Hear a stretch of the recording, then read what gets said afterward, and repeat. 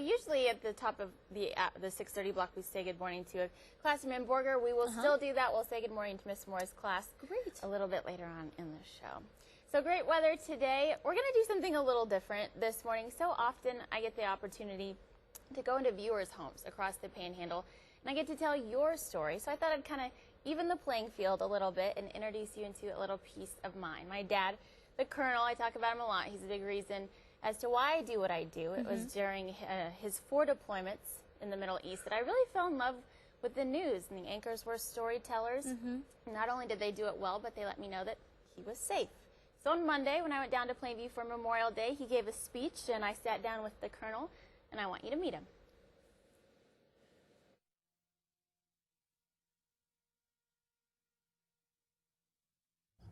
All right, Colonel. So when I say the word military, what's the first thing that comes to your mind? Service, protection, integrity. This year on September 11th, we marked 10 years since our lives changed. And it may be too easy to forget who we were before and how we ended up as a nation at war on that date. One of the greatest days was the transfer of authority from the provisional government, the coalition provisional authority in Iraq to the interim government in late June, early July of 2004. So what about your scariest day in the military?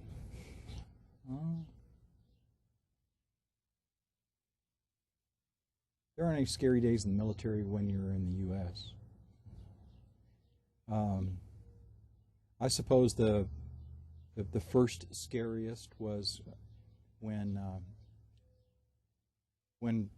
the Iraq forces were firing Scud missiles on us, and we were all hunkered down and hearing the Patriots launching and taking some of the Scuds out and others landing in and around the area and going off, and just kind of wondering what was going to go on. We still didn't know at that point if Saddam had, or if he would use any chemical or biological weapons. And so it was hot, and we were all in our protective gear, and it was pretty wild. Today on Memorial Day, let us take a moment to reflect on the sacrifices of all of those who have put on the uniform and served in our United States military. These efforts, conducted by U.S. servicemen and women standing ready to follow orders and do what is necessary to protect our country, is not enough. We need the greatest weapon for success against terrorism and extremists: American resilience.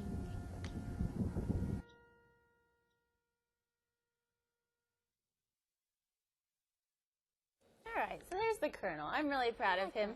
He's a little intimidating at times, but again, part of the reason as to why I do what I do, and just kind of wanted you to meet him. I'm glad that we got to meet him. He seems like a great guy. He is. He's Papa Bear is his other title, so he prefers Colonel. Yeah, I'll just call him, you know, or Sir. Right, exactly. Well, anyway, we've got a lot more coming up in the show, so don't go away. We'll talk to the Panhandle Plains Museum next.